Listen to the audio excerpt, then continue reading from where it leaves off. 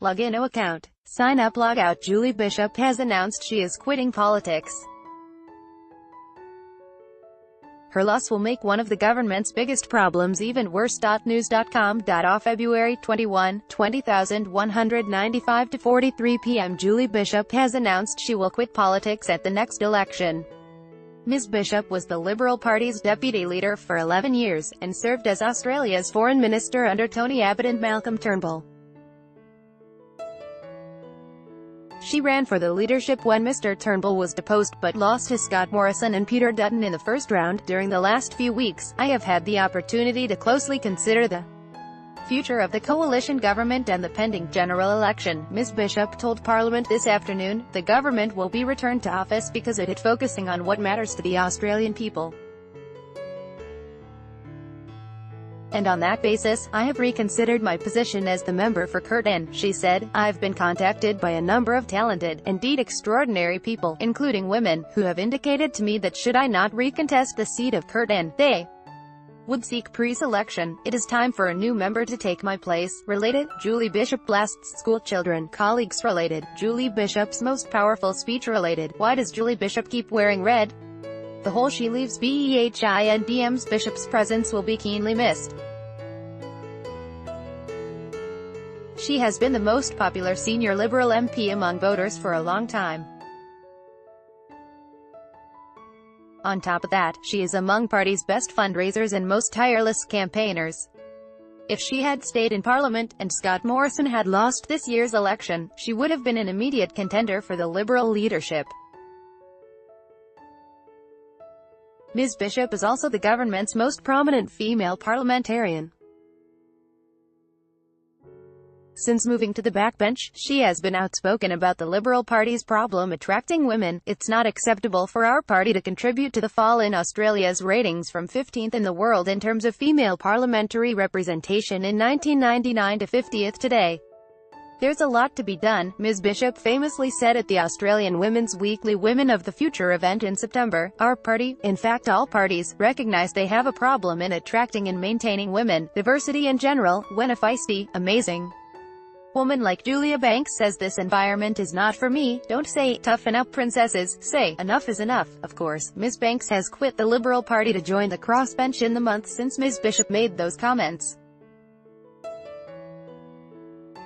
Speaking to reporters on her way out of Parliament today, Ms. Banks said Ms. Bishop was one of the finest leaders this country has ever seen. Julie Bishop should have been the first female Liberal Prime Minister. Ms. Banks said, she's a woman of incredible wit and acute intellect, and I am deeply honored to call her my friend. Yesterday we watched Minister for Women Kelly O'Dwyer deliver her valedictory speech to Parliament. She is also quitting at the election. And it didn't take long after Ms. Bishop's announcement today for people to note the news would further weaken the Liberals' position with women. Makes you wonder just how many, or few, women will be left in the LNP after the next election. Not that there were many to begin with, Channel 10's Lisa Wilkinson said. With Ms. Bishop and Ms. O'Dwyer both retiring from politics, the Liberals have lost their two biggest female stars. Lisa Wilkinson at Lisa Wilkinson, February 21, 2019. Her final SPEECHM's Bishop started her announcement by praising the government and fulsomely endorsing its policy platform. I have closely observed Prime Minister Scott Morrison and the Liberal national team in the Parliament, in question time, in the party room, in press conferences, and elsewhere, and it is evident that the policy platform that we will take to the next election is crystallizing based on the very firm foundations of our unrelenting focus on prudent management of our national finances, so that we can afford the services that Australians need, on returning the budget to surplus,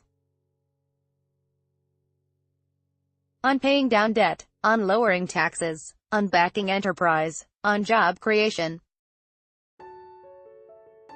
and growing the economy for the benefit of all Australians. Ms. Bishop said she had come to the conclusion that Labor had learned nothing from its past failures, and therefore, the coalition will win the next election. The government will be returned to office because it is focusing on what matters to the Australian people. And on that basis, I have reconsidered my position as the member for Curtin, she said. I've been contacted by a number of talented, indeed extraordinary people, including women, who have indicated to me that should I not recontest the seat of Curtin, they would seek pre-selection. It is time for a new member to take my place. There has been speculation that Attorney General Christian Porter could seek to replace Ms. Bishop in Curtin, but news.com.au understands he will not. Ms. Bishop promised she would work hard to help her replacement win the seat.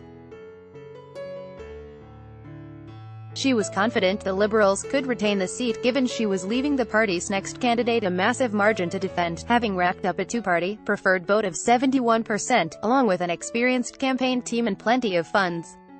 Ms. Bishop said it had been an immense honor to be Curtin's longest-serving member, Australia's foreign minister and the Liberals' deputy leader. I am also proud of the fact that I am the first woman to contest the leadership of the Liberal Party in its 75-year history, she said, and I am so very proud that my successor, Senator Marise Payne, will be in as the second female foreign minister of Australia. She thanked and acknowledged the prime ministers she had served under, John Howard, Tony Abbott and Malcolm Turnbull. I was brought up to believe that entering public office should be one of the highest callings, and that being able to direct your energies and abilities to the betterment of your state or your country was one of the greatest contributions you could make, Ms. Bishop said. I will leave this place positive about the future, proud of the service that I have been able to give to my electorate of Curtin, my beloved Liberal Party, the state of Western Australia, and my country, Australia. RESCTSM's Bishop left the chamber quickly after delivering her speech, but both party leaders nevertheless rose to praise her career. I think it is important to mark the speech that we have just heard from the member for Curtin, simply to acknowledge her tremendous service to our country, her tremendous service to her community, tremendous service to the Liberal Party, Scott Morrison said. Julie is a Liberal through and through, and she has always held fast to those important Liberal principles. We share many things in common, not just thinking that Tina Arena is the best female singer in the country, but apart from that, her passion that she has always brought to her role, the dignity and grace that she has demonstrated in every single role she has held.